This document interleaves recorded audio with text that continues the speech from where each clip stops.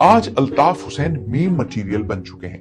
لوگ ان پر ہنستے ہیں, ان کا مذاق اڑاتے ہیں, مگر چند دہائیوں پہلے کوئی ان کی طرف آنکھ اٹھا کر بھی نہیں دیکھ سکتا تھا. کالے چشمے کے اندر ان کی آنکھ حرکت کرتی تھی اور پھر وہ آنکھ ہمیشہ کے لیے جھکا دی جاتی تھی. مگر پھر ایسا کیا ہوا کہ کراچی کا بےتاج بادشاہ آج لندن میں بے بسی کی زندگی گزار رہا ہے؟ آئیے نظر ڈالتے ہیں کراچی کے کنگ الطاف حسین کی زندگی.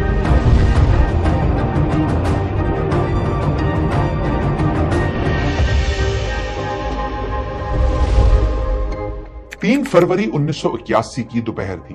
شہر کا موسم ٹھنڈا تھا مگر جامع کراچی میں ماحول بہت گرم تھا. داخلہ مہم چل رہی تھی. طلبہ تنظیمیں نئے آنے والوں کے لیے سہولت کاری کر رہی تھیں. ایسے میں 2 طلبہ تنظیموں میں جھگڑا ہو گیا. ایک تنظیم کے کارکنوں نے دوسری تنظیم کے لڑکوں کو خوب مارا پیٹا. وہ سب بمشکل جان بچا کر بھاگے.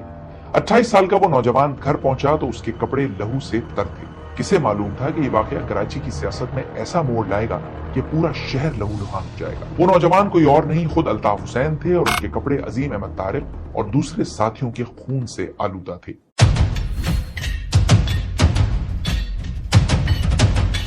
الطاف حسین نے اے پی ایم ایس او کیوں بنائی؟ کراچی میں پیدا ہونے والے الطاف حسین نے کراچی یونیورسٹی میں داخلے تک سیاست کے کئی روپ دیکھ لیے تھے. وہ ڈاکٹر بن کر خدمت خلق کرنا چاہتے تھے لیکن 1965 کی پاک بھارت جنگ ہوئی تو سینے میں وطن کی محبت کا الاؤ روشن ہو گیا. 1977 میں نیشنل کیڈٹ سروس کے تحت فوج میں بھرتی ہوئے. 71 کی پاک بھارت جنگ میں وہ محاذ پر جانے ہی والے تھے لیکن سمندر میں بھارتی ناگہ بندی کی وجہ سے یہ امید پوری نہیں ہو سکی. الطاف حسین کے مطابق فوج میں تربیت کے دوران کراچی والوں سے تعصب بڑھتا جاتا تھا جس سے ان کے دل کو ٹھیس پہنچی اور انہوں نے فوج میں مستقل نوکری کا ارادہ چھوڑ دیا. اسلامیہ کالج سے بی ایس سی کے بعد 1975 میں انہوں نے جامعہ کراچی میں داخلہ لیا جہاں اسلامی جمعیت طلبہ، پروگریسو اسٹوڈنٹس اور لبرل اسٹوڈنٹس کے ساتھ ساتھ کئی علاقائی تنظیمیں مثلا Punjabi students federation, Baloch student federation اور پختون اسٹوڈنٹس فیڈریشن سرگرم تھی. مگر مہاجر طلبہ کی کوئی تنظیم نہ تھی. تعلیمی اداروں میں بھی کوٹا سسٹم کی وجہ سے اردو بولنے والے طلبہ کو داخلہ نہیں ملتا تھا. انہیں ہاسٹل میں کمرے بھی نہیں دیے جاتے تھے. اس صورتحال میں الطاف حسین اور ان کے دوستوں نے آل پاکستان مہاجر اسٹوڈنٹ آرگنائزیشن کی بنیاد رکھی. ان ساتھیوں میں عظیم احمد طارق، عمران فاروق، سلیم شہزاد اور دیگر شامل تھے. یہ تمام ارکان گلی محلوں میں چندہ جمع کر کے ٹیوشن پڑھا کر تنظیم کے اخراجات پورے کرتے رہے. تنظیم کا دائرہ N E D, Urdu science college, Jinnah college اور دوسرے اداروں تک بھی پھیلنے لگا. مقبولیت بڑھی تو مخالفت بھی بڑھنے لگی. الطاف حسین اپنی آپ بیتی میں لکھتے ہیں کہ 1979 میں ان پر جامعہ میں حملہ ہوا. مخالف طلبہ نے بہت مارا پیٹا. وہ بمشکل جان بچا کر اپنی ہونڈا 50 پر یونیورسٹی سے نکلنے میں کامیاب ہوئے. الطاف حسین کی یہ 50 موٹر سائیکل بھی بہت مقبول تھی. 1978 میں انہوں نے یہ موٹر سائیکل 2900 روپے میں لی تھی. وہ خود بتاتے ہیں کہ 1978 سے 1984 تک 6 سال وہ اسی موٹر سائیکل پر تحریک چلاتے رہے. خیر، اے پی ایم ایس او کا سفر جاری تھا کہ 3 فروری 1981 کا وہ واقعہ پیش آ گیا جس کا ہم ذکر کر چکے ہیں اور جس نے کراچی کی سیاست کا رخ ہمیشہ کے لیے بدل دیا. قائد اعظم کا کراچی قائد تحریک کا کراچی بن گیا. 3 فروری 1981 کے واقعے کے بعد الطاف حسین اور ان کے ساتھیوں کا جامعہ کراچی میں داخلہ بند ہو گیا. تعلیم ادھوری چھوڑی تو طلبہ سیاست میں پوری جان لڑانے کا فیصلہ کیا گیا. مہاجر نعرے کو شہر کے گلی محلوں میں لے جایا گیا. کراچی سمیت سندھ کے شہری علاقے 35 سال سے احساس محرومی کا شکار تھے اور وقت کے ساتھ اس میں اضافہ ہوتا جا رہا تھا. پہلے ایوب خان دارالحکومت کو کراچی سے اسلام آباد لے گئے. پھر فاطمہ جناح کو دھاندلی سے ہرانے کے بعد کراچی میں جشن کے نام پر فسادات ہوئے. مہاجر بستیوں پر حملے کیے گئے. کراچی والوں کو مادر ملت کا ساتھ دینے کی سزا دی گئی. اس کے بعد بھٹو کے دور میں 1972 میں کراچی، حیدرآباد سمیت سندھ کے شہری علاقوں میں خوفناک فسادات پھوٹ پڑے تھے. اس کے علاوہ بھٹو کی نیشنلائزیشن پالیسی اور کوٹا سسٹم سے مہاجروں میں احساس محرومی بڑھتا چلا گیا تھا. قیام پاکستان سے سرکاری محکموں میں مہاجرین چھائے ہوئے تھے اور اب وہ وقت آ چکا تھا جب کوٹا سسٹم کے نام پر ان کے لیے سرکاری تعلیمی اداروں اور سرکاری ملازمتوں کے دروازے بند کیے جا رہے تھے. سندھ کے شہری علاقوں میں محرومیوں کی یہ چنگاریاں سلگ رہی تھیں مگر مہاجروں کو کوئی قیادت، کوئی آواز میسر نہ تھی. ضیاء دور میں بھی کراچی والوں کا مقدر تاریخ ہی رہا. ایسے میں الطاف حسین اور ان کی اے پی ایم ایس او تمام مہاجروں کے حقوق کا نعرہ لے کر اٹھی تو شہر کی اردو بولنے والی آبادیوں میں اس کا جادو سر چڑھ کر بولنا شروع ہوا. مہاجروں کی اکثریت والے علاقوں اور محلوں کی سطح پر بیٹھکوں، علاقائی جلسوں اور مظاہروں کا سلسلہ شروع ہوا. شہر کے تقریباً ہر محلے کی طرح ہر تعلیمی ادارے میں بھی اے پی ایم ایس او کی پذیرائی اور مقبولیت کا ایسا سلسلہ شروع ہوا کہ طلبہ جوق در جوق اس تنظیم میں شمولیت اختیار کرنے لگے۔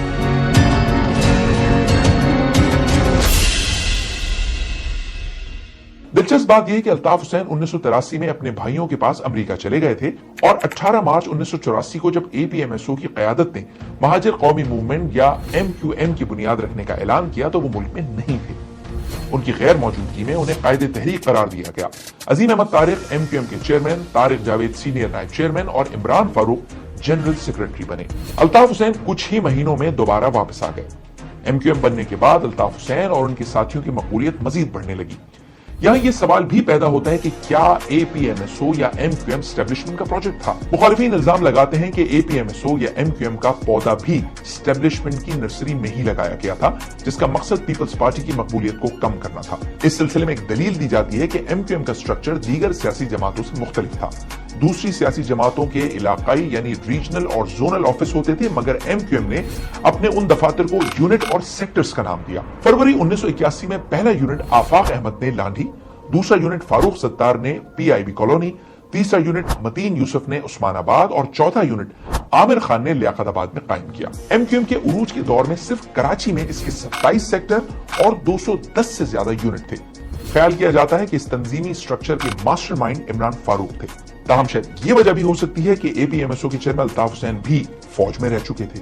خیر، MQM مارشل لاء کی پیداوار ہونے کا دعویٰ تو مسترد کرتی ہے، مگر فاروق ستار نے BBC کو انٹرویو میں تسلیم کیا تھا کہ ضیاء الحق MQM کے لیے نرم گوشہ رکھتے تھے۔ ان کا کہنا تھا کہ جماعت کو بنایا جنرل ضیاء نے نہیں تھا، مگر مارشل لاء دور میں MQM پروان چڑھ رہی تھی تو یہ صاف ظاہر کرتا تھا کہ ساری توپوں کا رخ پیپلز پارٹی کی جانب تھا۔ وہاں 5 لوگ جمع ہو جاتے تو دفعہ 144 لگ جاتی اور ہم کارنر میٹنگز کرتے تھے مگر کچھ نہیں ہوتا تھا، لہٰذا میں مانتا ہوں کہ جگہ دی گئی۔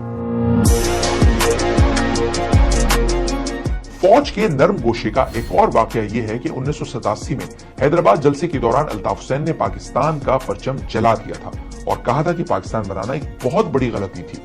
اس وقت کے حیدرآباد کے JCO سابق DG Rangers major general retired Safdar Ali Khan کے مطابق انہوں نے کمشنر حیدرآباد سے کہا کہ وہ الطاف حسین کے خلاف کارروائی کریں۔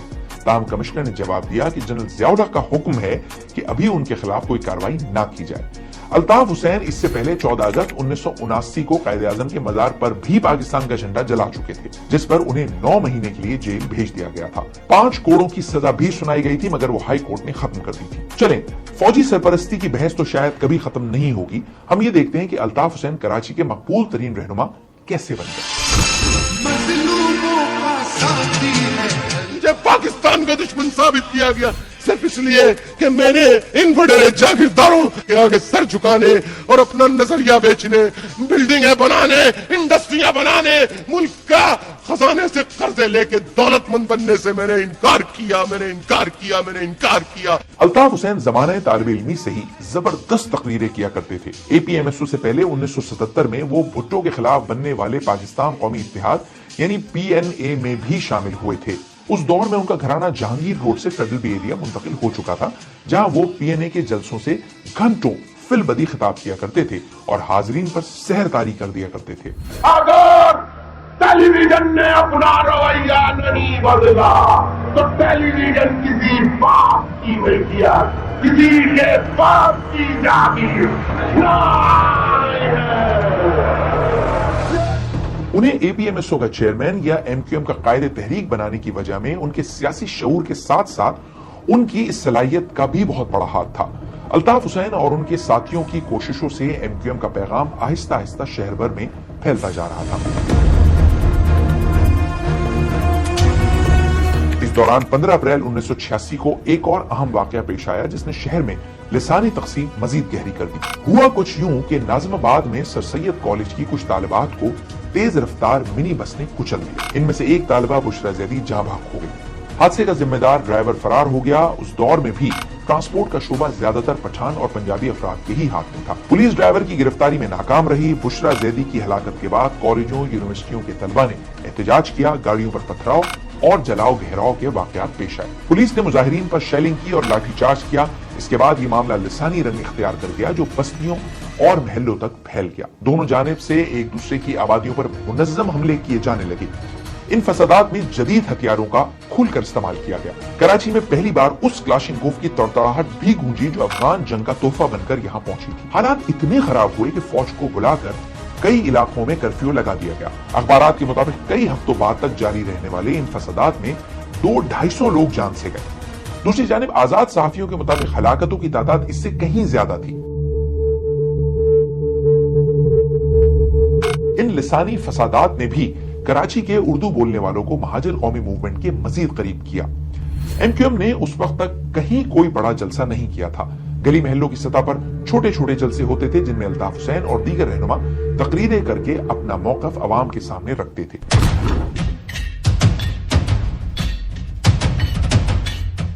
8 अगस्त 1986 को एमक्यूएम ने निश्तर पार्क में जलसा करके अपनी अवामी ताकत के मुजाहिरे का फैसला किया। इस जलसे में भी अल्ताफ हुसैन ने अपनी शोला बयानी के खूब जौहर दिखाए। उनकी तकरीर के दौरान मूसलाधार बारिश हो गई मगर शुरका के जोश और जज्बे में कोई फर्क न आया। उस दिन कराची की फजाएं जिए महाजिर और एमक्यूएम जिंदाबाद के नारों से गूंजती रही।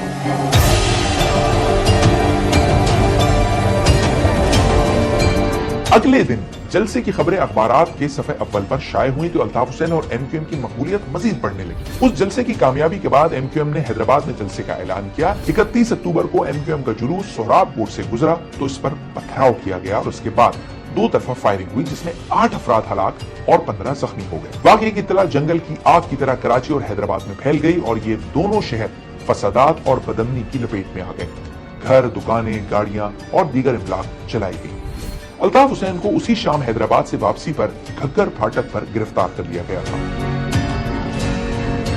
कराची में फसादात के बाद सोहराब गोट से असलहा और मंशियात के ज़खायर खत्म करने के लिए 12 दिसंबर 1986 को ऑपरेशन क्लीन अप किया गया मगर थोड़े बहुत असलहे और मंशियात के सिवा कुछ ना मिला। बहरहाल पुलिस और फौज ने सोहराब गोट पर गैर कानूनी बस्ती का खात्मा कर दिया।